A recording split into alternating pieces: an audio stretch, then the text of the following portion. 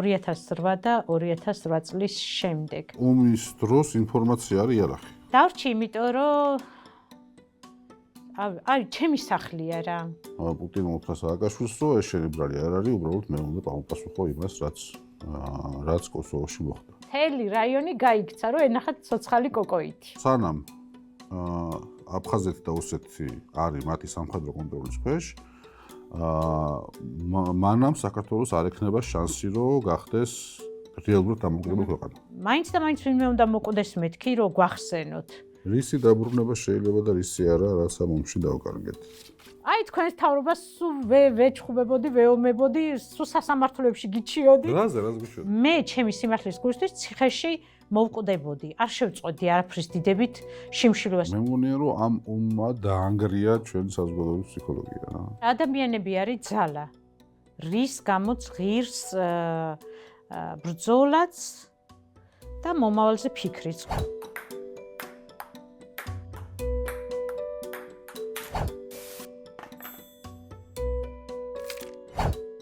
მინდა გთხოვოთ, გაიხსენოთ ის დღე, როცა დაიწყო ომი.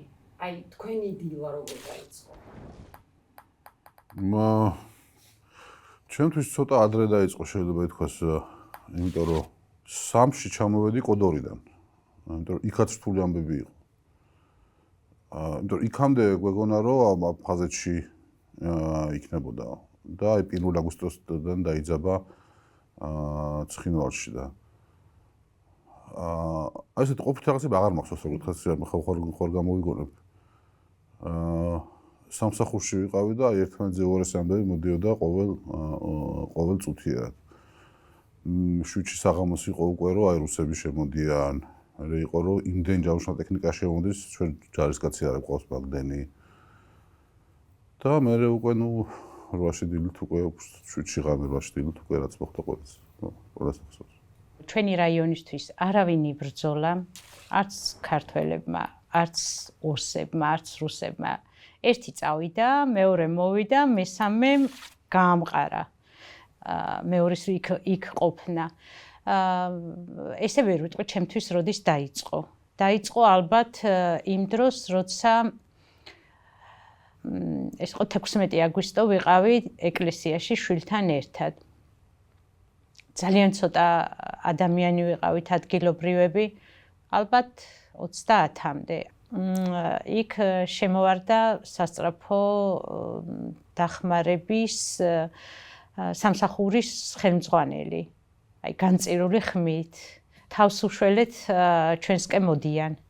დედაჩემი იყო სამსახურში, მუშაობდა საცხობში, პურის საცხობში. მამაჩემი შეგხვდა, რომ გავრბოდი ჩემ შვილთან ერთად ბაღისკენ და უთხარი, რომ ჩქარა მორბიან, მამაჩემი უკვე იცოდა და უთხარი, რომ ჩქარა დედასთან გაიქეცი და წამოიყვანე. დედაჩემი არ გამოყვა. რა უყო ამ გუნდებსო, ცომი ჰქონდა ამოგუნდავებული. არა, ვერ წამოვალ. რა ირაზე უნდა მომკლანო? მართლა ისე უთხრა დედაჩემა. დადგა და ბოლომდე გამოაცხო პური. და ჩვენ წავედით ტყეში. ამოგვიგზავნეს ადამიანი. ვიღაცა ადგილობრივი, რომ თუ მშვიდობიანი მოსახლეობაა ჩამოვიდნენ, თუ არა დაო, სროლას დაუწყებთო და ჩამოვედით. ოღონდ დაბლა არავინ არ გველოდებოდა, დაბრუნდით სახლებში. სხვათა შორის, როცა დავიწყეთ ესე ქუჩაში სირბილი, რომ მოდიან და თავს უშველეთ, დავიწყეთ ჩემს მეგობრებთან დარეკვა და აღმოჩნდა, რომ ისინი წინაღამით გაპარულიყვნენ და არ გამაფრთხილეს. ყველასთან შევწყვიტა ურთიერთობა.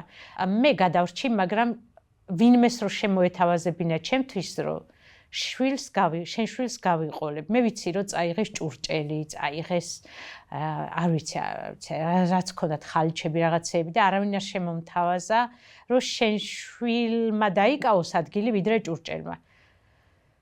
პატრონი ამოუწყო და ეგრე ვამბობ ხოლმე და აქაც ვიტყვი, ჩემ ჭურჭელსაც, ჩემს რა ვიცი, ძალიან ლამაზ გადასაფარებლებსაც, რომლებიც ძალიან მიყვარს, არაფერი არ წამომიღია, არც გამომატანეს და არც წამოვიღებ.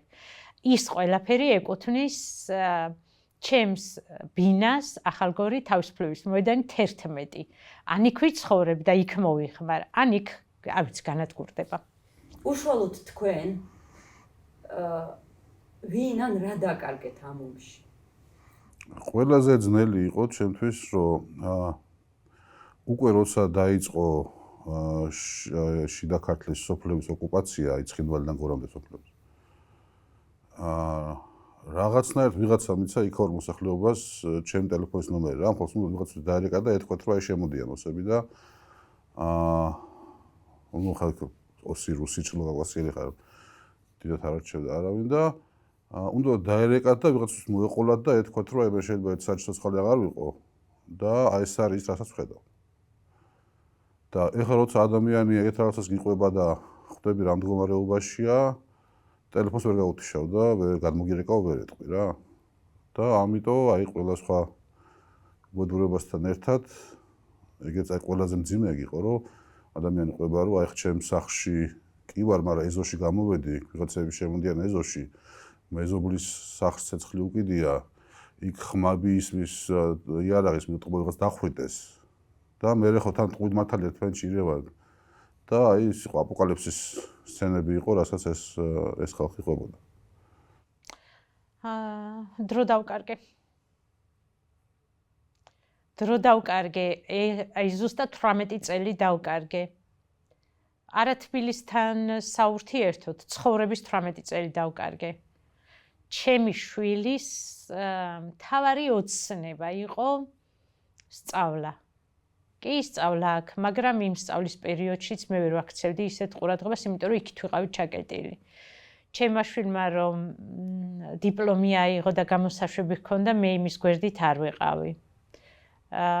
და ვეღარ გააგრძელა სწავლა. ვერ შეუწყე ამაში ხელი და ხა ძალიან სად ის რაც ახლა ვთქვი და სად ის, მაგრამ ხანდახან კი არა ვერ ავხვდები თბილისში, ისე არის წინ წასული. აი საერთოდ ვერ ავხვდები და ხა თანამედროვე რომ მაცვია თმები, ესა ხალხს გონია რომ ვთამაშობ, რომ მაგალითად ტელეფონში იმისი ბანკის აპლიკაციას ვერ მოვიხმარ, არც ამაქვს ჩამოწერილი, იმიტომ რომ არ ვენდობი ჩემ თავს, რაღაცა ამერევა და გგონიათ რომ ვიპრანჭები. აი მაგასაც ვეღარ ვახერხებ. იქ ეგეთ რაღაცებს არ უშვებ, იქ ვარ ძალიან ყურადღებიანი. ჩემი თავი, ჩემი სხეული ყველაფერი იქ აეწყო, აქ ჩამორჩი. არ ვიცი, მწყდება გული თუ რა ვიცი. არ მინდა რომ რაღაცა გადაჭარბებულად გამოჩნდეს, მაგრამ აი ამ 18 წლის ჩემი რაიონის ისტორია დავწერე. ვიღაცა ვერ იტყვის, რომ არა ეგრე კი არა, ასე იყო. ბევრი მასალაა, რომ მე არ ვიტყუები და ხო, ვიღაცა უცბად ვერ გადააკეთებს, რომ აი ჩვენ ხალხისთვის ვიბრძოლეთ, ჩვენ მოსახლეობა გამოყავდა, ჩვენ ასე, ჩვენ ისე. ესეა. რომ შეგეძლოთ რამე შეცვალოთ 2008 წლის აგვისტოში, რას შეცვლით?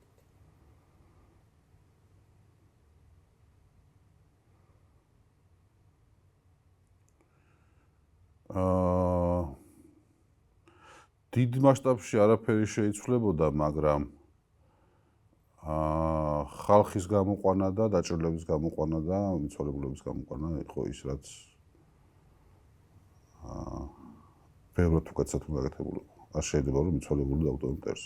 შენ გვიჯარის კაცის სხედარი. მე კი მათი უმეტესობა გამოვიყვანეთ.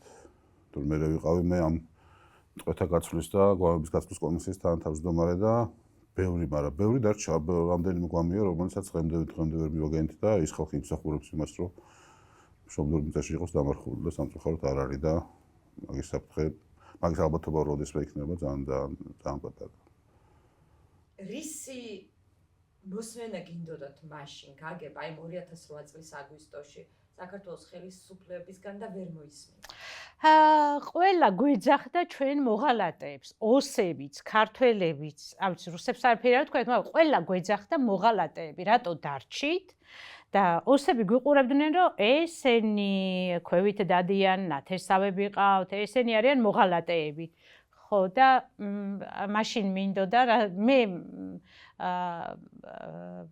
ვედავებოდი ხოლმე კიდეც, რომ მინდოდა მხარდაჭერა. რომ ეთქვათ, რომ თქვენ თუ გარისკავთ იქ ცხოვრებას, ჩვენ აუცილებლად დაგეხმარებით. და არა ის, რომ ჩვენ რო დავრჩით იქ, აი პირადად მე, მაშინვე მომიხსნეს ხელფასი. მაშინვე ჩაგვიჭრეს გაზი. შემდეგ შეშის ღუმელი, აი რკინის შეშის ღუმელი, არანაირი არც გაზზია, არც იმის შეტანაც კი იყო აკრძალული. ხო და აი მინდოდა ეთქვათ, რომ თქვენ თავზე აგებთ პასუხს, ჩვენ დაგეხმარებით. დაგეხმარებით როგორ ვიღაცა ისე უბრალოდ არ გაგიბედავთ რა შეურაცხყოფას, დამცირებას. იქით, სადაც კონტროლი ჰქონდათ. რაკი თქვენ ასეთ სპიკერის პოზიცია გქონდათ იმ დროში. რა იყო, რისი თქმაც არ შეგეძლოთ მაშინ ხალხისთვის?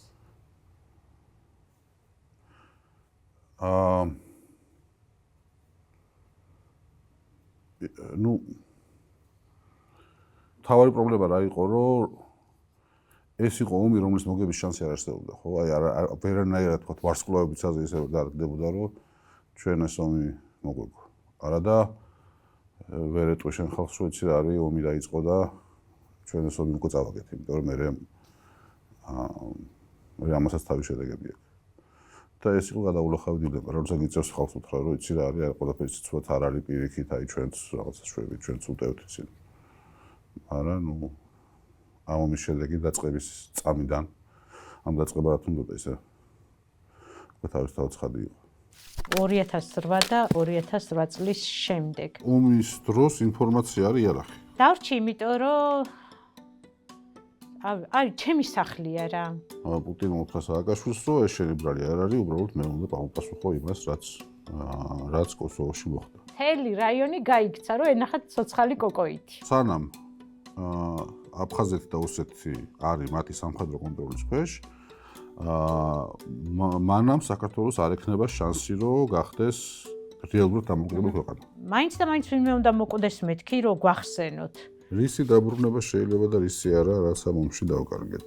აი თქვენს თავრობას სულ ვეჩხუბებოდი, ვეომებოდი, სულ სასამართლოებში გიჩიოდი. რაზე გიჩიოდი? მე ჩემი სიმართლის გულისთვის ციხეში მოვკვდებოდი. არ შევწყვეტი არაფრის დიდებით შიმშილვას. მე მგონია, რომ ამ ომმა დაანგრია ჩვენი საზოგადოების ფსიქოლოგია რა. ადამიანები არის ძალა. რის გამოც ღირს ბრძოლაც და მომავალზე ფიქრიც. მგონი უნდა ავიღოთ. რახან 8 აგვისტოს ეძღვნება, ამით ხوار დავიწყოთ რატომ დაიწყო. რატომ დაიწყო? ხო, და მე იმიტომ რომ ყურადღება მაგას. კი ბატონო. ყურადღება მაგას მომყვება. ხა ეგ კითხვა რატო დაიწყო, ხო სულ იქნება ეს ზუსტად ვისი ბრალია, ვისი ბრალი რა არის, ვინ რა იცოდა, ვინ რა არ იცოდა, რა უმოცოდნდა. და რა თქმა უნდა, ამ რატომ დაიწყო ამ საქმე, მიმული მეორე კითხვა, შეიძლებოდა თუ არა ომის თავიდან არიდება. და ეს არის კითხვები, რომელიც სულ იქნება და თან ამ კითხვების პასუხი იცვლება რა. თქვა თავიდან იყო რომ ყველაფერი რუსეთის ბრალია, მე ამ ტალიანის მე იყო რომ აი რუსეთის ბრალიც საქართველოს ბრალიც არის. მე იყო რომ მოდი დავიწყოთ ეს თემა, მე იყო 2014 წელი და ყირიმის ამბები და მე ხელახლა ხდა აქტუალური რომ აი საქართველოში მაშინ ვარ მოვიქეცით სწორად რუსეთმა იმიტომ გაბედა და მე 22 წელს კიდევ ერთხელ მთლიანად შეიცვალა მიდგომა ომის მიმართ. რატო დაიწყო ომი? კონფლიქტის დაწყებიდან 90-იან წლებიდან 2007-ის ბოლომდე მეტნაკლებად იყო ერთ და იგივე სტატუს-კვო. რა შეიცვალა რვის დასაწყისიდან? შეიცვალა ის, რომ კოსოვოს აღიარების მერე რუსეთმა გადაწყვიტა, რომ თუ დასავლეთ შეუძლია, რომ თქვა სერბეთი დაშალოს და კოსოვო აღიაროს, მაშინ რატო არ შეუძლია რუსეთს იგივე გააკეთოს საქართველოსთან მიმართებაში. საქართველოს დაშალოს და აღიაროს და დაიწყო დე ფაქტო აღიარების პროცესი, რომელიც ეხებოდა ოსეთსაც და აფხაზეთსაც. რატომ გასცეს იყო მაშინ, რომ აფხაზეთს უფრო მეტი ყურადღება ექცეოდა, მაგრამ რა საკეთებდა აფხაზეთში, იგივე საკეთებდნენ ოსეთში, ხო ხარ? და მთელი ის იყო წება ღონისძიებების, რა თქმა უნდა, დუმა მიმართა პუტინს, რომ აღიარეო, იქ მე პუტინმა ამათ კოკოიც და ბაღავს მიმართა ბატონი პრეზიდენტები ხარ თქვენო. მე უთხრეს რუსულ ლეგიონებს, რომ პირდაპირ დაამყარეთ კონტაქტი. ოსეთთან და აფხაზეთთან საქართველოს ყველა გვერდისავლით და პუტინმა უთხრა სააკაშვილს, რომ ეს შენიბრალი არ არის, უბრალოდ მე უნდა პასუხო იმას, რაც კოსოვოში მოხდა. ეხლა მარტო კოსოვოს ამბავი არ იყო, კიდე რაღაცები დაემთხვა ერთმანეთს სრულად. კიდე დაემთხვა სრულად ის, რომ ოლიმპიადა მაშინ 2008-ში 7-ში მიიღო რუსეთმა ოლიმპიადის ჩატარების უფლება და პუტინი გადმოსახლდა საერთოდ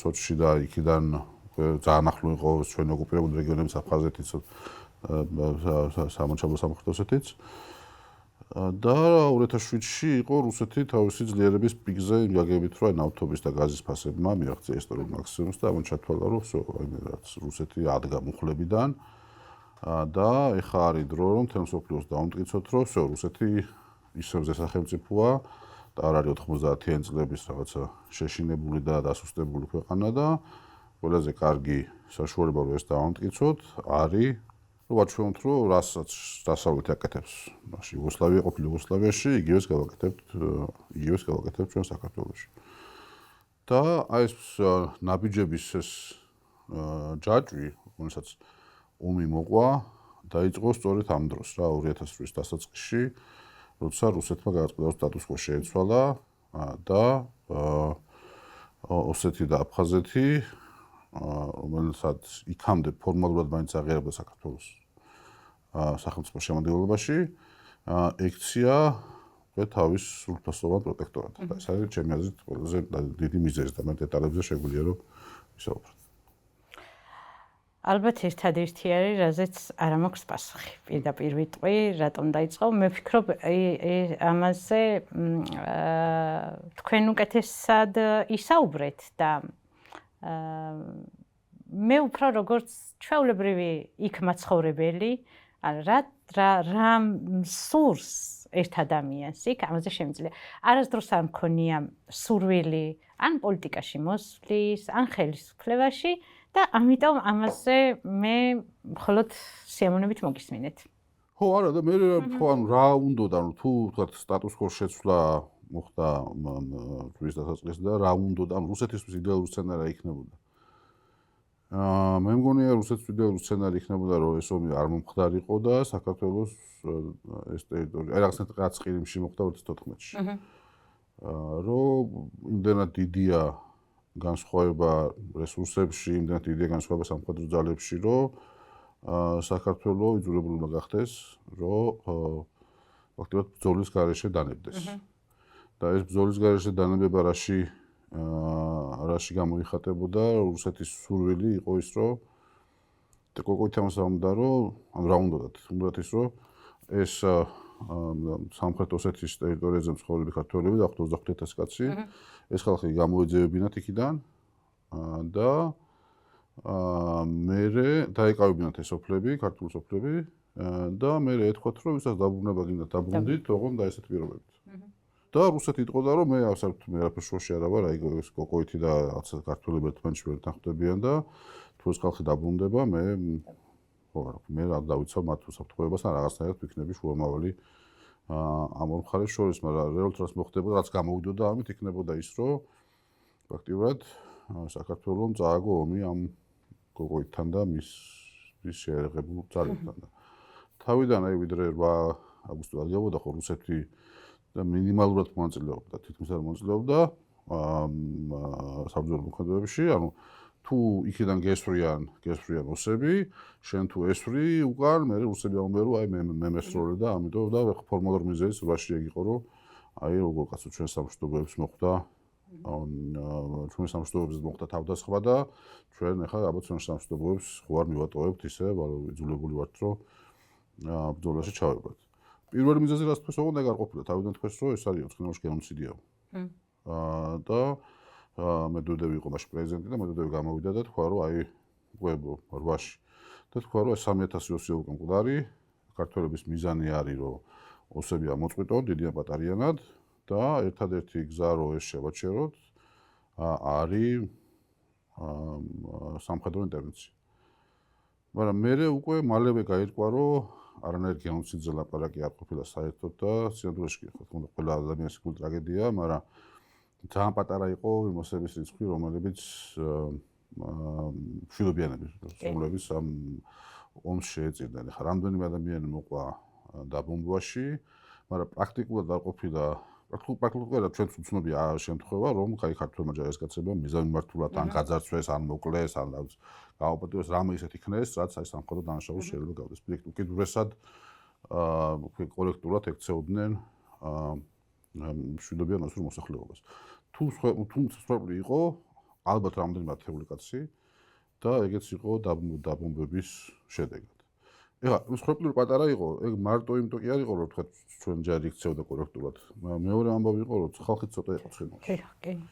ეხლა მე მახსოვს, რომ 2 თუ 3 აგვისტო იყო, როცა მოგვივიდა ინფორმაცია, რომ ერთ დღეში ცხინვალიდან მოხდა დაახლოებით 5000 კაცის ევაკუაცია.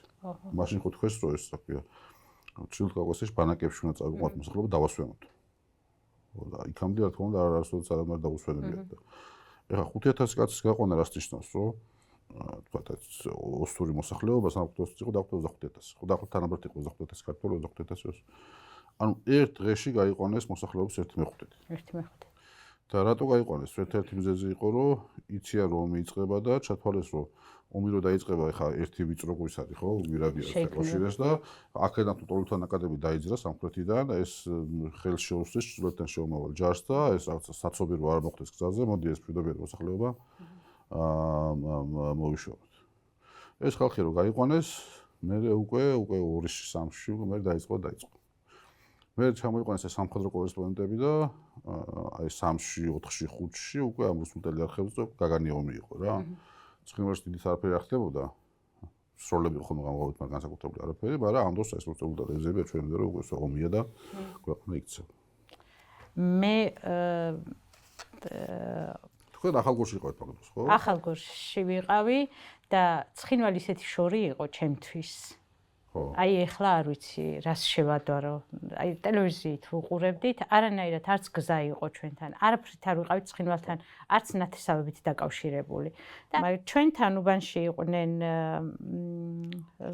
საფხულობით დამსვენებლები, ადგილობრივები და ერთ-ერთი მამაკაცი ამბობდა, ეხლა გამახსენდა ზუსტად ევაკუაციაზე, როცა საუბრობდით, რომ ვლადიკავკაზიდან მოდიოდა და თქვა, რომ ისეთი ამბავია, რაღაცა ცუდი ხდება და დედას ეუბნებოდა, რომ წავიდეთ, რომ გავასწროთ და ვფიქრობდი, რომ ნეტარად ცუდი უნდა მოხდეს. ანუ ვლადიკავკაზში წავიდეთო? კი, აი მართლა ვერ ვხვდებოდი, რა უნდა მომხდარიყო. და მე რო შემოვიდნენ, მე რა მოხდა? შემოვიდნენ ჩვენთან 16-ში. 16 აგვისტოს უკვე ჩვენი დაბაც იყო დაცლილი. სოფლებიც რა თქმა უნდა, მაგრამ დაბაში ყველა სახლი თითქმის იყო დაკეტილი. მე ვიყავი, ჩვენი ოჯახიდან ყველა ვიყავით. აი, იქ ვიყავით. იქ ვიყავით კი, ჩემი შვილიც, ჩემი მშობლები და ვიყავით ეკლესიაში. 16 აგვისტო იყო, კარგად მახსოვს.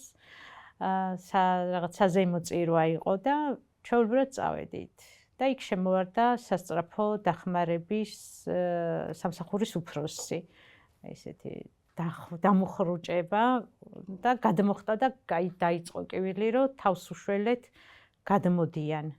მე გამოველაპარაკეთ, გითხრა, რომ მე დამავალაო ადგილობრივმა ხელისუფლებამ, რომელიც იქ აღარ იყო უკვე.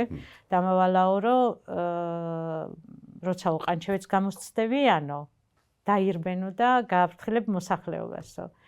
კი გაგაფრთხილეს, მაგრამ ერთად ვერ გავიქეცით, არც მანქანა იყო, არც არაფერი არ იყო.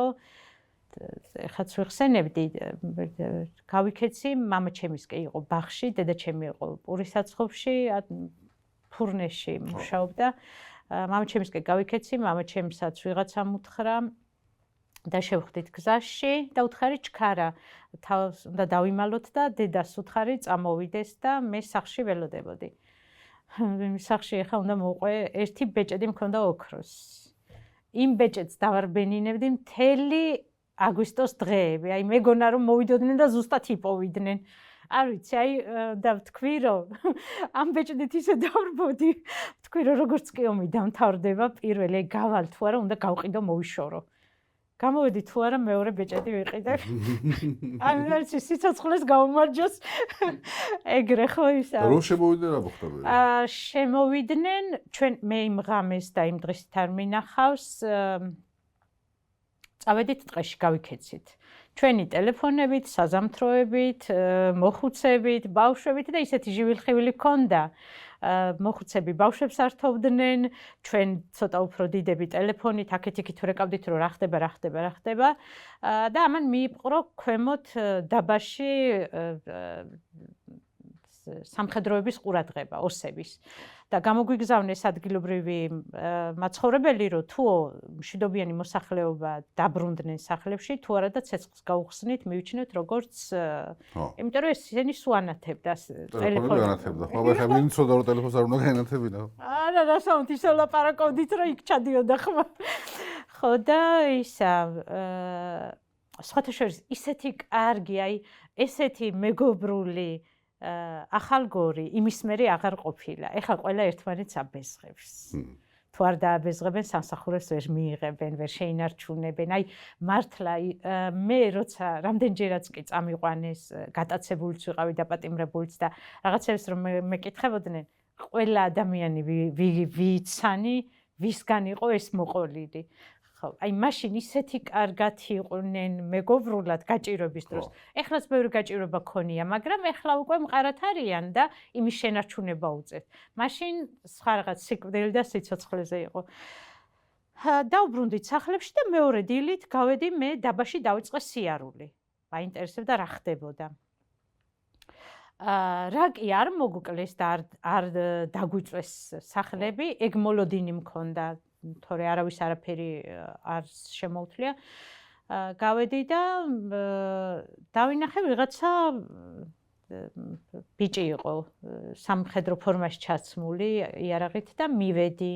უთხარი რომ მე შვილი მყავს მეთქი, არ შეაშინოთ, არ შემოხვიდეთ ჩვენთან სახლში, ოსია მეთქი, ეგრევე უთხარი და რაც გჭირდებათ ეგრევე მოგცემთ. მეთქი, ოღონდ ჩემი შვილი არ შეაშინოთ და მე მთავრად უნდა შემოვიდეთო, ჩვენო გასათავისუფლებად მოვედითო, ამდენი წელიო ქართველების ქვეშო, დავიბრუნეთო ისო, თქვენ ჩვენიანები ხართო, უკვირდათ რომ რატოა მაღაზიები დაკეტილი, გამოდით ხალხო, დავბრუნდით, დაგიბრუნეთ რაღაც მე გასათავისუფლებო. ხო და, მაგრამ მე მითხრეს, რატო გაცვია შავები? შენი ეტყობა ვიღაცა მოკვდაო, ამ ომშიო, ჩვენ წინააღმდეგ მებრძოლიო და იმიტომ გაცვიო. ხარ, რა ვიცი, აი დაემთხვა. თუ არ შეიძლება ის ერთი ხელი ტანსაცმელი მქონდა მაშინ. მე მივხვდი რომ ესეთ მომენტში შავები არ უნდა ჩავიცვა. ესეთი კარგი აი შემედავნენ სერიოზულად. ხო, მე მოგვიწოდეს რომ ვინცად მუშაობდით, რა თქმა უნდა, შეხვედრები დაიწყო. ვინცად მუშაობდით, დაუბრუნდით სამსახურებს, არაფერი არ იქნება, ნუ გეშინიათ, ვინც წასულებია დაბრუნდნენ, სკოლაც დაიწყება, ყველაფერი ხა ვაკვირდებოდით ესე და ერთ დღეს მაშინ გზა არ იყო ცხინვალამდე ჩვენი რაიონიდან პირდაპირ ვიქით მიმავალი და ვიდრე ამ გზას გაჭრიდნენ, სულ ვერტფრენებით მოდიოდნენ და ერთ დღეს დაიძახეს, რომ კოკოითი ჩამოდის. მთელი რაიონი გაიქცა, რომ ენახათ ცოცხალი კოკოითი. ბავშვები, დიდები, ხო და არიგა ფულები, ყველას ფულები აჩუქა. ხო და გაიარა, გამოიარა ფეხით, ყველას დაურიგა ტელეფონის ნომრები, თუ ვინმე გაწყენინებთ, პირადად მე დამირეკავთ. ეგ ისეთი მხარდაჭერა იყო, ხალხის მართლა ურეკავდნენ. რომ აი რაღაცა ესე აი ურეკავდნენ მაგალითად, რომ ვიღაცა გარდაიცვალა და დაკრძალაზე რომ შემოსულიყვნენ ათესავები. რა ვიცი, აი ყველაფერზე ურეკავდნენ, მესმოდა რომ ხალხი ამბობდა. მინდა სამი ადამიანი ვახსენო. არ გვყავდა იქ ადგილზე სასწრაფო დახმარების მანქანა და ისინი დადიოდნენ ფეხით. ახლო-მახლო სოფლებშიც კი ფეხით. ეს იყო ზაური მარგიევი, გარდაცვლილია სამწუხაროდ, ეთერი ჩერტკოევა და ნოდარი ოვაშვილი. ნოდარი ოვაშვილი სამწუხაროდ გაათავისუფლეს სამსახურიდან, ეს არის პროფესორის დონის ადამიანი, თბილისის ნებისმიერ კლინიკას დაამშვენებდა. მაგრამ იქ დარჩა თავის სახლში და მოხსნეს სამსახურიდან და ეს სამი ადამიანი ფეხით დადიოდნენ თვეები, მართლა ფეხით დადიოდნენ. სოფელ ფეხით დადიოდნენ, ვისაც უჭირდა. და ესე გაგრძელდა ჩვენი ცხოვრება. 4 თვის შემდეგ ჩამოიტანეს ხელფასები. და ხელფასების შემდეგ დაბრუნდა ხალხი. აჰა, რო გაიგეს რომ ხელფასებს არ იგება. გაქცევა დარჩენა. მე უნდა ვთქვა ამაზე. ეს აშკარად თქვენთვის არის აბა. არასდროს არ მიფიქრია იქიდან წამოსვლაზე. გავრჩი, იმიტომ რომ აი, ჩემი სახლია რა. სხვა არაფრის გულისთვის, არავის გულისთვის, არავის როგორ არა, აბა ჩემი, ბებია ჩემი, იმათები, ჩემი მშობლები, რაც არ უნდა მოხდეს, ისინი იქიდან არ წამოვლენ და ვერ წამოვლენ. მე ჩემ შვილსაც ძალიან მამა არის 75 წლის და დაძურება ხეებზე და ტყემალს და ყველაფერს დედა ჩემი მიღებს სურათებს რო აგე მამა შენი. დედა ჩემი არის 70 წლის და გული დამწყდა რომ სულ ფიქრობდი რომ ისა 70 წლის იუბილე უნდა გამეკეთებინა. იქ ვინც აყვავს დარჩენილი იმათთან ერთად რომ აგვიდა ვერ გავაკეთე პირიქით ისეთი ცუდი ამბები გადაიტანა. აი თქვენ ნათესავები ახლობლები ახალგაზრდები ვინმე დარჩა თუ ყველა წამოვიდა? არა, არც ერთი ჩემი კლასელი იქ არ არის. არის ჩემი ერთი დეიდაშვილი. შეიძლება თუ ეხლა ეს ამას ნახავს შეიძლება ეწყინოს, მაგრამ არ შევხმიანებია რაც გამოძევებული არ, იმიტომ რომ არც ერთხელ დედა ჩემია და მამა ჩემი არ მოიკითხეს და ცხოვრობენ 200 მეტრში. როგორც კი გამოვედი, გამაგდეს პირველი რაც ნახე, შეტყობინებები მესენჯერში, იქით-აქეთ, ვინც არ მომიკითხა, ჩემთვის ყველა დამთავრდა. არც წამიშლი, არც დამიბლოკია, იყვნენ და ნახონ როგორი ლაღი ადამიანი ვარ და არა ვარ დაჩაგრული და როგორ უკან დავბრუნდები. მაგრამ ჩემთვის ის ადამიანები ყველა დამთავრდა. შიშის გამო არ მოკითხეს? თუ რატო? იცით რა, ჩემი თავი რო დასჭირდება, აუცილებლად მომიკითხავენ. ეს არ არის შიში. შიში რო იყოს, არ მეწყინებოდა. მე არ მეშინოდა არავისი და აი სამადლობელს კი არ ვითხოვდა იმას რაღაცას, უბრალოდ აი როგორ ახარან წარმატებას გისურვებ, იმდენი ცხინვალელი მკითხულობს, საჩუქრებს მიგზავნიან. იცით როგორ საჩუქრებს? აი გამოძევებამდე ერთ-ერთ მაღაზიაში შევედი და მაღაზიის მეპატრონეს ეცვა ძალიან ლამაზი სვიდრი. შეიძლება ჩვეულებრივი. და უთხარი, მადინა რა ლამაზი სვიდრია, შენთან ხო არ არის ვიყიდიდი მეც. არა, ესო ჩემიაო, ეს ძველიაო. აი სვიდრი ერთ-ერთი გზის გახსნისას მივიღე ამანათი და რაღაცებთან ერთად გავხსენი და ვიცანი ეგრევე. მადინამ გამოგიგზავნაო, რომ მოეწონაო და იქნებაო ეს სტრესი და მოწყენილობა შეუმსუბუქდესო. ეხლა მიავიღებ. ხო, აბა. აი რა კი უსაფრთხოება თუ სიმართლე, თქვენ რა სიტყვით? არ ვიცი. რას გულისხმობ? არ ვიცი, აი ჟურნალისტებმა დაწერეს. აი თქვენ როგორც უსაფრთხოებისა თუ ამ რისკებს ხო თქვენ არა, ომის დროს ახლა როგორ არის რომ ომის დროს ინფორმაცია არის იარაღი. ანუ არანაირი ვალდებულება არც ერთ ქვეყანა აგზობს თავს ვალდებულად რომ გავრცელებული ინფორმაცია იყოს სიმართლე და ავრცელებს ინფორმაციას, რომელიც მის ინტერესებს შეესაბამება. როცა ომია ყოველთვის ეგრეა, ნებისმიერ იმაში რა ქვია. ნებისმიერ ქვეყანაში.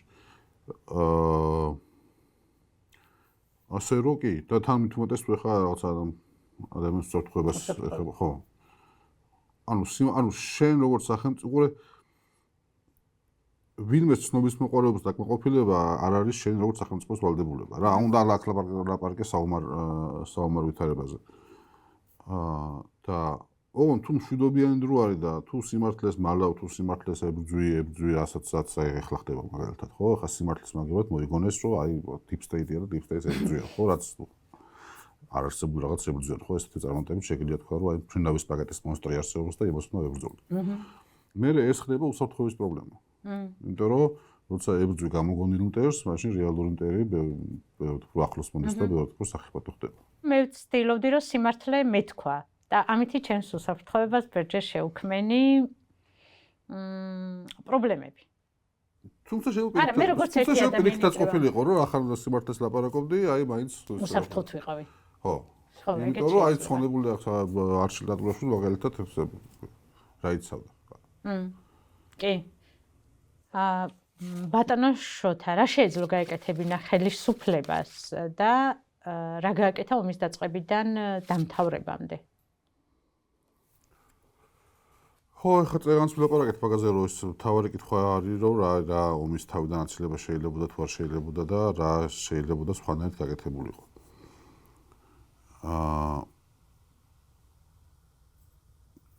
და ანუ ისე იმას დავუბრუნდებ, ესე იგი, ჩემი აზრით მაგათი ამოცანა იყო, რომ როგორც ყირიმი წაიღეს უბრძოლველად, ესევე წაიღოთ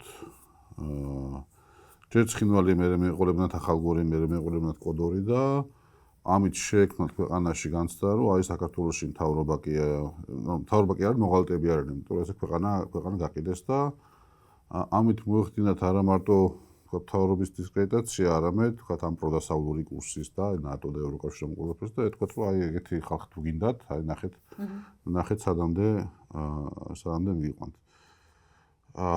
და ამისთვის ჰქონდათ ყველაფერი მზად, რომ აი კოკვეთი დაიწყებდა სროლას და ქართული ჯარი წამოვიდოდა და ქართული ჯარი წამოვიდოდა და მოსახლეობაც გამოყვებოდა უკან. და ცოტა გაუკვირდათ ჩემი აზრით ეგრე რომ რა მოხდა, იმიტომ რომ თuliდნენ რომ ეხლა ამ ხედარის გზაზე საქართველო როგორ წავა იმიტომ რომ ესე მაშინ საერთოდ რისკი არის ყველაფერი დაკარგოს. და აი ამ ორი ვარიანტიდან უბრძოლად დანებებასა და წინააღმდეგობას გაწევა შორის თუნდაც ინასთან წაგებულ ომში რავი ეს სულ იქნება სადაო საკითხი, იმიტომ რომ ეხა ერთ-ერთი მთავარი თემა რომელიც არის ეს ხერპლი რა, ხა 500 ადამიანის 500 კაცის ფარგლებში არის მარტო თქვა პოლიციელი სამხედრო და კიდევ უამრავი სამოქალაქო და ეხა ეს ხალხი ბოლო გადარჩებოდა. და ამ ხერპლი არ იქნებოდა. თუმცა აი ქართული სახელმწიფოს ყოფნა არ ყოფნა დადგებოდა ეჭქვეშ რა. ეხა ერთხელ მოგაწმენდა თქვა ცხინვალი დათმე, მერე მოგაწმენდა ახალგორი დათმე, მერე მოგაწმენდა კოდორი დათმე, მაშინ საერთოდ ვინახა. ეხა როგორ ვიომეთ, მე არა ვარ არც სამხედრო ვარ და არც სამხედრო ექსპერტი და არც ვერც შევაფასებ, მაგრამ ჩვენ გაგვიჭირდა რითი რა იყო ჩვენ თავის სისტემა, რომ არ ქონდა ნორმალური საჰაერო თავდაცვა. სანამ ეს რაკეტები ქონდა ბურკის უკრაინელიდან წამოღებული, იქამდე ეს რუსული ფრინავდნენ მაღლიდან ვერ არტყავდნენ. აი კორპუსებს რომ მოხდა რაკეტები, ბომბები გორში, ეხა ხო რაჭაობდა ბომბეს მაგალითად, ეხა რაჭაში რასამეზნო ყოფილიყო, საერთოდ სამეზნო იყო და ეხა არ მგონია რომ იმ კორპუსების დაბომბვა ყოფილიყო მათი თავად მიზანი, უბრალოდ ეხა მაღლიდან ფრინავდნენ ძალიან, იქიდან ვერ არტყავდნენ. და როგორც კი ჩვენი ეს საერთაშორისო თავდაცვის რაკეტები გათავდა და დაინახეს რომ დაუშვერად შეეძლოთ ეფრინა, დაიწინოთ ფრინავები დაბლა და უკვე დაბლიდან ფაქტობრივად ყველაფერს არტყავდნენ და მაშინ უკვე ნახა ცხადი იყო რომ იქ წინააღმდეგობის გაწევას იქ აზრი აღარ ქონდა და ამიტომ ჯარმა დაიხია უკან თბილისისაკენ და გააწყდა დედაქალაქის დაცვა შეეცდებოდით მანამ სანამ შეგვეძლო. ეხლა ხშირად არის ხოლმე რომ აი კოდორიდან რატო წამოხვედით, რატო წამოვიდა ჯარი კოდორიდან უბრძოლად. ეხლა კოდორის დაბომბვა დაიწყო ფაქტობრივად ომის დაწყებისთანავე. მაგრამ იმდენი ხანი ბომბეს კოდორი, მაგრამ არანაირი ზიანი არ ქონდა, არც ერთი დაჭრილიც კი არ ყავდა. უბრალოდ მე რაც მოხდა რომ ზუგდიდი შემოვიდა, ზუგდიდი დაიკავეს, მე წამოვიდნენ ჯვარისკენ და გაჩნდა საფრთხე რომ მთელ კოდორის მოსახლეობასაც და იქ სამხედრო ნაწილებსაც ალყაში მოაქცევდნენ და ახლა რამდენიმე 1000 სამხედრო ალყაში მოქცევას იქ ვერ დაიცავდი ამ ხალხს, ვერც მოამარაგებდი და ეხლა მომარაგების გარშე დარჩენილი ჯარი არის ჯარი, რომელიც უნდა იძულებული გახდებოდა დანებდეს, თან გამოსაქცევიც არ იქნებოდა და ამიტომ მოხდა კოდორის ევაკუაცია, რაც აბსოლუტურად სწორი და გამართლებული ნაბიჯი იყო. მოთხოვდეს მე ეს კოდორიდან წამოსული ჯარი დადგა ქუთაისის დასაცავად ცხენის წყალზე, რომ იქ შეეკავებინა მტერი. ეს სტატუს-კვოს ცვლილება კიდევ გავიმეორებ, არ ყოფილა საქართველოს პოზიცია. სტატუს-კვოს ცვლილება მოხდა ცალსახად მოსკოვიდან და იყო ნაკარნახევი იმით, რომ რაც წეგან ველაპარაკეთ, რომ მათ ჩათვალეს, რომ всё, აი ხა არის დრო, ეხა არის რუსეთი ყველაზე ძლიერი, ეხა არის ნავთობის ფასები ყველაზე მაღალი, აქვეა ეს კოსოვო მოგვცა პრეცედენტი, რომელიც ჩვენ შეგვიძლია გავიმეოროთ. მათ შორის მე კი რუსები ამბობდნენ სულ რომ აი მათ შორის პუტინიც რომ რო არა 2008 წლის ომი ჩვენ ვერ შევაჩერებდით საქართველოს სვლას ნატოსკენ და ნატოში, აი თქვენ ნატოში შესვლა გინდოდათ, მაგის გამო მოხდა ეს ყველაფერი. და მე არ ამგონია რომ ეს მართალი იყოს. რატო? იმიტომ რომ აი ეს ყოველდღიურად ვადევნებდი თვალს, როგორ ემზადებოდა რუსეთი ამ ომისთვის. ხო? აი როგორც მინიმუმ ღიად ემზადებოდნენ 2008 წლის იანვრიდან და მე გაზაფხულზე დაიწყეს საერთოდ რკინიგზა ააშენეს გალში და აი ახალი იარაღი ჩაიტანეს და სამბროს გამაგრებული წერტილების შემოვლება დაიწყეს. აპრილში იყო ეს ნატოს სამიტი ბუქარესტში. და ნატოს სამიტის შემდეგ გამოჩნდა აშკარად, რომ არც საქართველო და არც უკრაინა არ ხდებიან ნატოს წევრები. რუსეთს არ უნდა ეშინოდეს იმისა, რომ თქვა ნატო აპირებს ამათ მიღებას მიმოხილვად მომავალში მაინც არა ხვალდარაზე კი არა, ეს საერთოდ კი პირობა არ დადებული, უბრალოდ პირობაც არ იყო დადებული ამ. ძალოსნური პირობა დაიდო, ხო, რომ ჩვენ არ ვაძლევთ მაპს, მაგრამ ვამბობთ, რომ ისინი ოდესღაც გახდებიან ნატოს წევრები. თუ ნატოს წევრები გახდებიან, მაშინ გზა ეს არის. სხვა გზა არ არსებობს და მაშინ ეს გზაც დამანახე რა გზით უნდა გავა.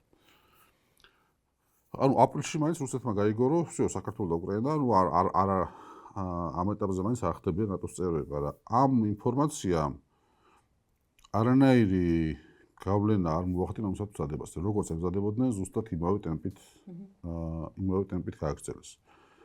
და ეს ნარატივი, რომ მე აი ნატოს გამო მოხდა ომი, არის ტყუილი. და ჯერ პირველ ომს რო შეხედო, მაშინ აქვია, გინდა ცხინვალში და გინდა სოხუმში. მაშინ საერთოდ ნატო არსებობდა თუ არა, საქართველოს გაგუნდა არ ქონდა მოსახლეობის უმეტესობას, ხო? ახლა 90 წელს. ევროკავშირი ამ ფორმით არ არსებობდა, არსებობდა ევროერთიანება, რომელიც ხანს რა გამოდიოდა, კაცმა არ იცის. და ამიტომაც იმის თქმა, რომ აი ჩვენ რომ ნატოში არ წავსულიყავით, რუსეთი ამას არ დაიწყებდა, ტყუილია, იმიტომ რომ პირველად დაიწყო მაშინ, როცა ნატოსკენ არც არავინ იხედებოდა და ამ შემთხვევაშიც რუსეთმა მას შემდეგაც რაც გაიგო, რომ ნატოში საქართველოს ინტეგრაცია არ ხდება, რა ქვია, ანუ არანაირად არ შეცვალა კურსი. რაში ჭირდება რუსეთს ეს ოსეთი და აფხაზეთი და არის თუ არა შანსი, რომ რაღაცნაირად მოლაპარაკებით მოხდეს მათი დაბრუნება. მე ამას ძალიან კაფიო პასუხი მაქვს, რომ არა, რუსეთი არასოდეს არ დაგეთმობს ამ ტერიტორიებს. რატო არ დაგეთმობს?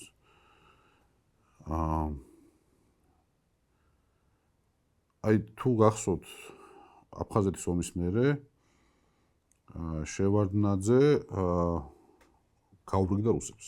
ხო? აი ეს გამსახურდიას მომხრე შერეული ფორმულები რო დაამარცხეს, გაფანტეს, შეუნეც დარჩა ხელისუფლებაში და სამაგიეროდ საქართველოს შევიდა SNG-ში, საქართველოში რუსული 4 სამხედრო ბაზა დაკანონდა, არაოფიციალურად რუსეთმა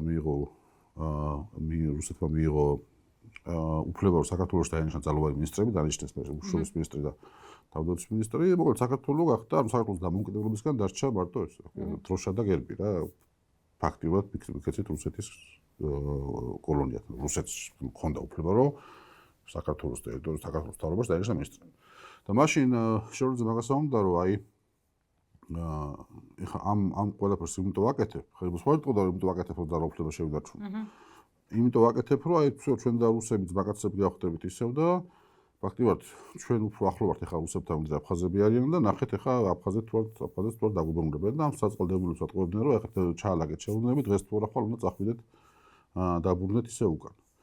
და რა მოხდა? არც არაფერი არ მოხდა, უბრალოდ არც ერთი წამი არ უფიქრია, რომ აი ხა შევარნაძე ხო ჩემიანია უკვე всё ამ ქვეყანას პრობლემა კონტროლებს სამხედროებაზე მყავს ესენი შემოვიდნენ მინისტრებს ნიშნავ მოდი რაღაცა ერთი მისხალი მაინც დაუთმო და არ დაუთმო იმიტომ რომ მიხვდა რომ თუ რამის კონტროლის ყველაზე ეფექტური გზაა სამხედრო კონტროლი იმიტომ რომ ხა საქართველოში კი დადგა ეს რუსული 4 სამხედრო ბაზა მაგრამ საქართველოს ხალხში ყოველთვის იქნებოდა კითხვა რომ აი ეს რუსული სამხედრო ბაზა აქროთ გადან ვისგან მიცავთ კი და გინდა არ გინდა ან ეს პოლიტიკური ზეწოლა ან მთავრობა შეცვლიდა ან ხალხის მოთხოვნით მთავრობა შეცვლიდა პოლიტიკას და ეტყოდა რომ არ გვინდა ეს რუსები რა არაფერს შევხვდება ახლა რუსულ სამხედრო სიამოვნებაში ვისგან გვიცავდნენ რუსები აქ იყო ხო და ამ დროს ოსეთში და აფხაზეთში სამწუხაროდ ეკითხვა არის ის ყოველწლიური ბაზები რო არიან იქ ყველა ოპოზიცია თუ ხელისუფლება თუ ვინც არ უნდა იყოს ყველა შეთანხმებოდა რომ ესენ აქ უნდა იყვნენ და იმისი ალბათობა რომ იქიდან ამ ბაზებს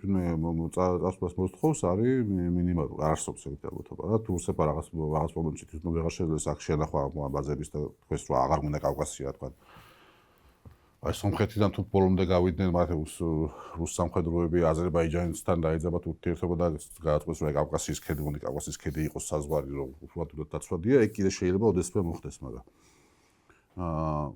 ხო და რაში ჭირდებათ ეს ფიქრობენ რომ სანამ აფხაზეთი და ოსეთი არის მათი სამხედრო კონტროლის ქვეშ მანამ საქართველოს არ ექნება შანსი რომ გახდეს რეალურად დამოუკიდებელი ქვეყანა და თუ არ ექნება შანსი რომ გახდეს რეალურად დამოუკიდებელი ქვეყანა მაშინ ადრე თუ გვიან წიფე მსხალებით ჩავარდება რუსეთს ხელში რა ეხლა უყურებენ რაც ხდება ქვეყანაში ფიქრობენ რომ აი ახლა ის არის რა აი ამ ტერიტორიების გამო საქართველოს თქვა ნატოში ვერ შედის ამიტომ ნატოს და ევროკავშირის მომხრე პოლიტიკური ელიტა სუსტდება ძლიერდება ეს პრორუსული პოლიტიკური ელიტა რომელიც ამბობს რომ აბა რა რუსებმა რაც არ უნდა გააკეთონ მაინც ესე გეგენერიან ჩვენ მაგათი იმედი უნდა გქონდეს საქართველოს պետ მოსკოვში წყდება და ამაში ეგენი არიან დარწმუნებული ამიტომ ფიქრობენ რომ აფხაზეთის და ოსეთის სამხედრო კონტროლი რეალურად უდრის საქართველოს სამხედრო კონტროლს და არ უნდა გაიცვალოს ის არაფერში იმიტომ რომ ყველაფერი სხვა არის უფრო სუსტი და დროებითი და ამიტომაც აი რაც არ უნდა მოხდეს როცა რუსეთთან მოლაპარაკება აი ხო ნახეთ ახლა მთავრობა შეიცვალა 12 კოცე მოვიდნენ ხელისუფლებაში და უნდა რომ აი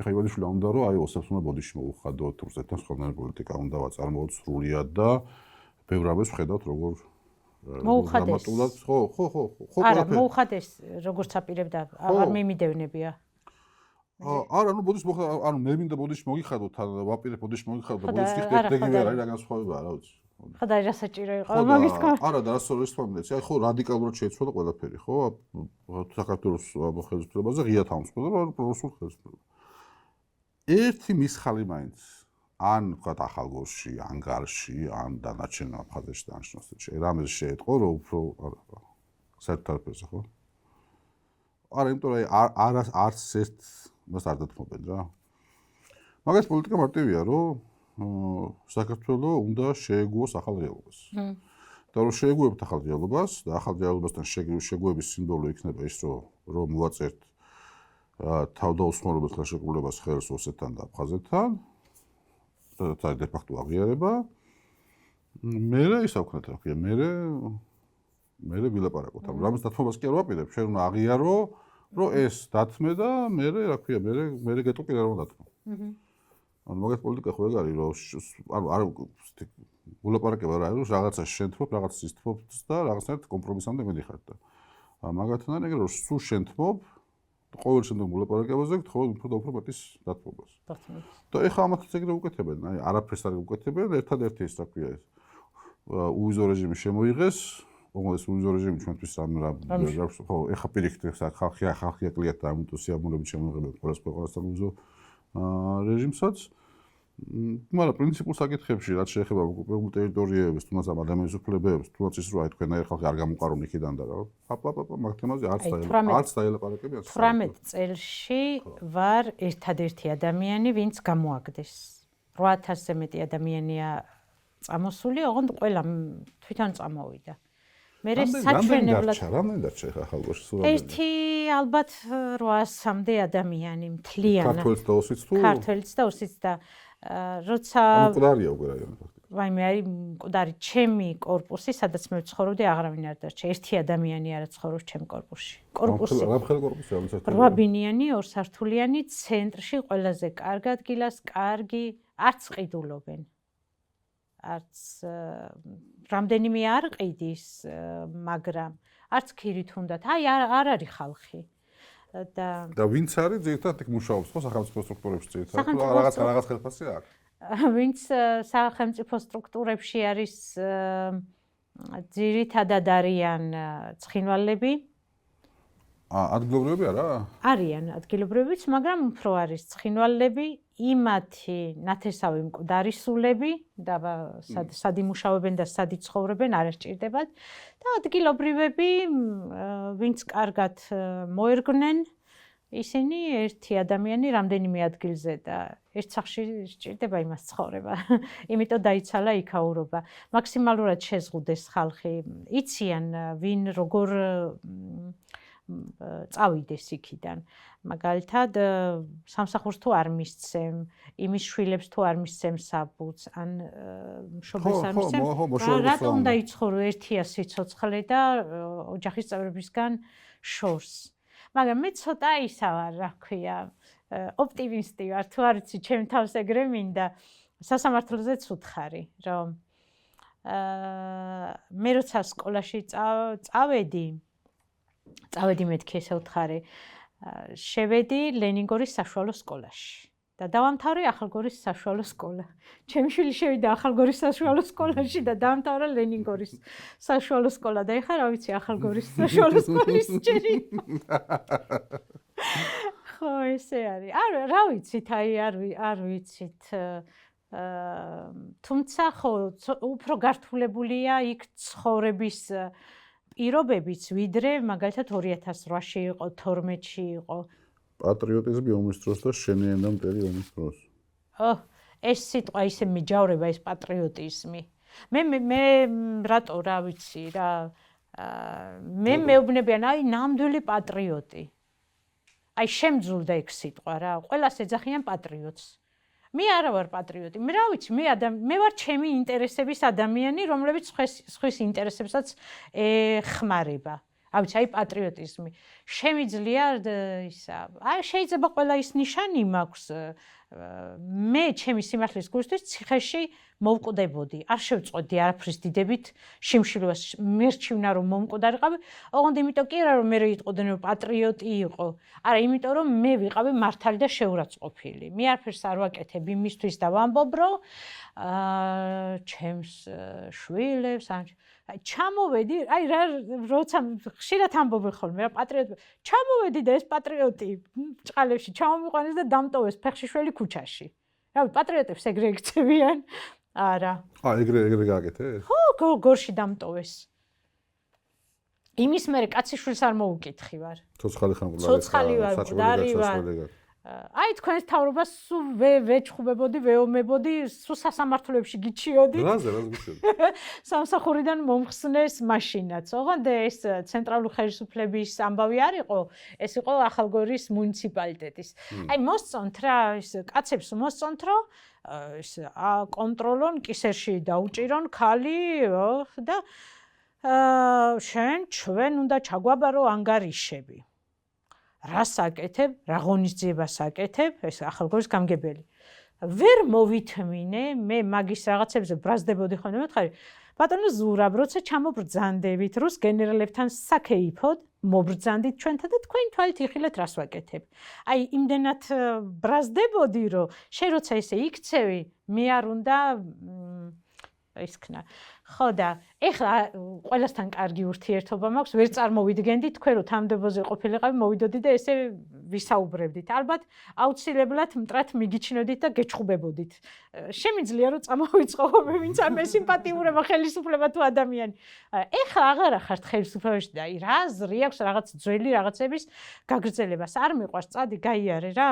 ჩემ თავს ვეუბნებ. მაშინ თუ არ ვაპროტესტებდი მე, არც ახლა არ ამოვიღებ ხმას. ეხლა ხშირად მესმის რომ აი ნაცები ახალგორელებისგან თორე რა ვიცი თბილისელებს არ ვაკვირდები დიდა.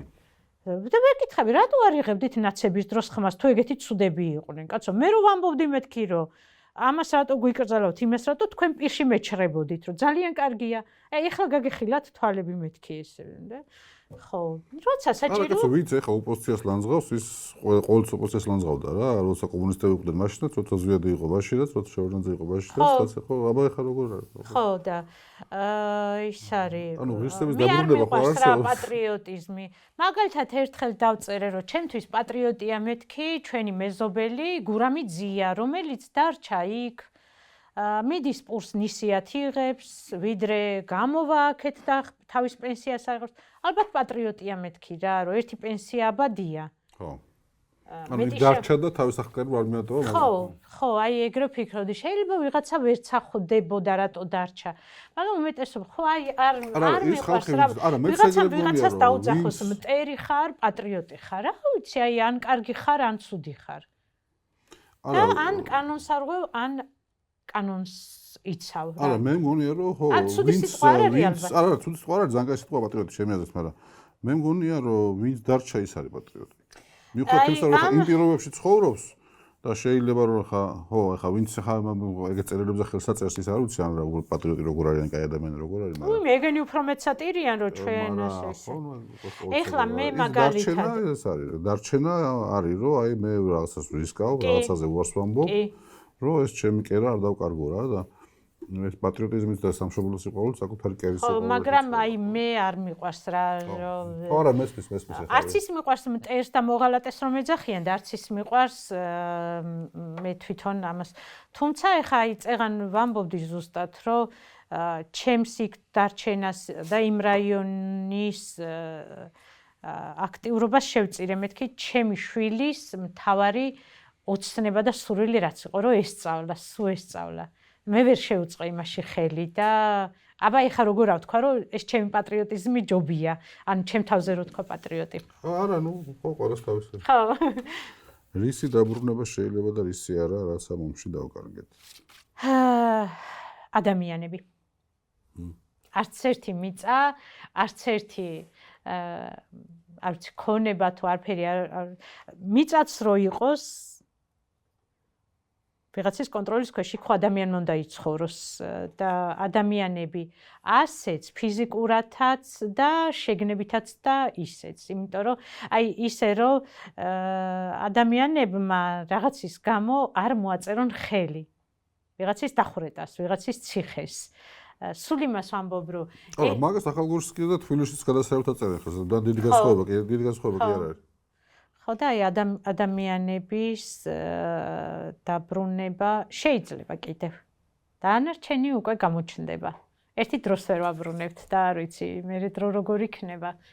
ხო, დრო. იმ დროში ადამიანები როგორ იფიქრებენ, ღირს ეს ყველაფერი თუ არა, აი ხა ახალგაზრდობა არ არის თითქმის იქ დარჩენილი. ახალგაზრდობა კი არა, მოხუცებიც აღარ არიან. იმიტომ რომ იმ მოხუც სჭირდება სხვა ყურადღება, სხვა სითბო და იქ თვითონ წინვარში საგარეები ორი ხალხი, ხო? არა. როცა ამბობენ, გამოაცხადებენ ხოლმე, რომ წელს მთლიანად სამხრეთ ოსეთში დაასრულა სკოლა 800-მა მოსწავლე. მეცინება მაგდენი ჩვენთან ასრულებდა მეთქი. აი მაგდენი აბიტურიენტი იყო ჩვენთან.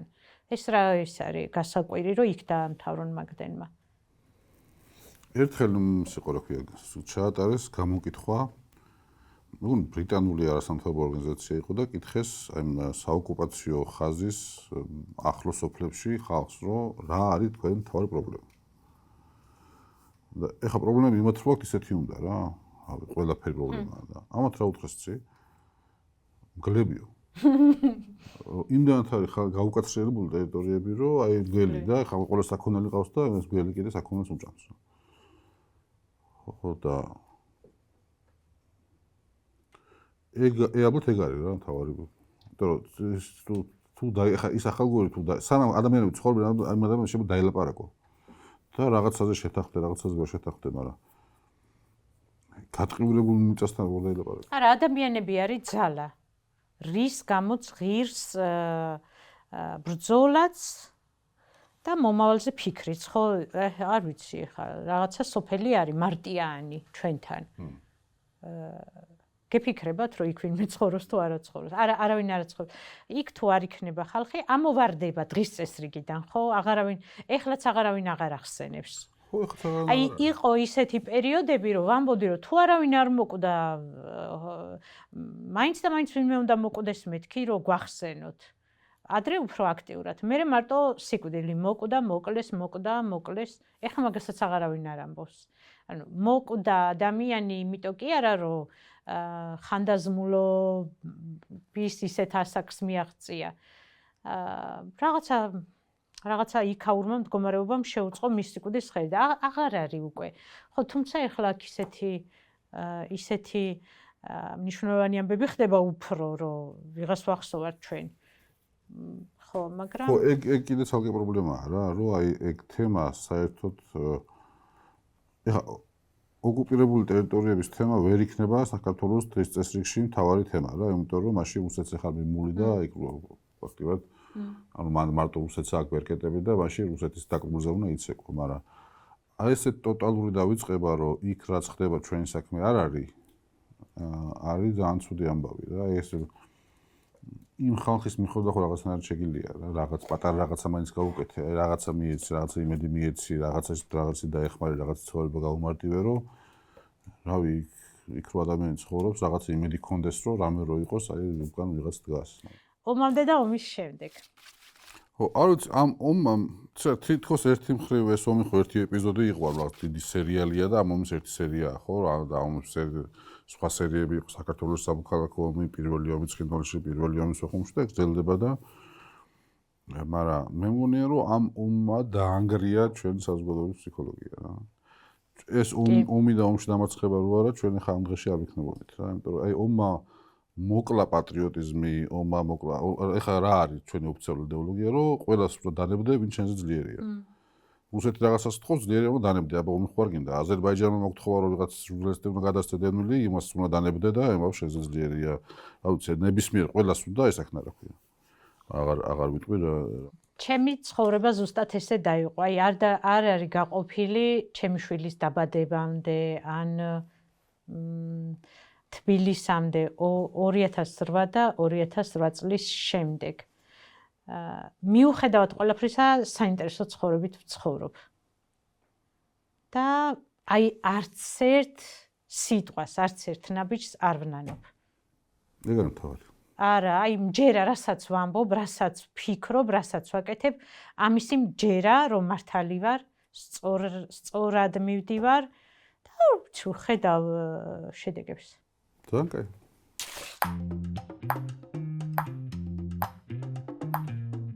ალბათ ხელისუფლებიდან რო ყოფილიყო სხვანაირად წავიდა და მაგრამ ეხლა შტაბ-ბიჭდილება დამრჩა ასეთი რომ მე ჩემს ალზრზე ვარ. რა თქმა უნდა, ძველზეც და ახალზეც, მომავალზეც. სასიამოვნო იყო. ყველგან მივდივარ იმისთვის, პირველ რიგში რომ მე დამისვან კითხვა და ჩემს ირგვლივ, ჩემს გამო არ არსებობდეს კითხვები, რომლებსაც მე ვერ ვუპასუხებ. მე ძალიან მაინტერესებდა პიროვნება რა, იმიტომ რომ ბევრი მქონდა გაგებული და ეხა იქ რაც უნდა დავამბრანო, რომ მისი კურატორი ვიხარ პირველ ცხოვრებაში და აი იქ რო ადამიანი ცხოვრობს და ამ ყველაფერს ებრძვის, აი რა აძლევს ძალას, რომ მთელი ცხოვრება გაწიროს ამ თავისი მიზნებისთვის და ძალიან მინდა რომ დაბრუნდეს და გააგრძელოს ეს რაც საკეთებს.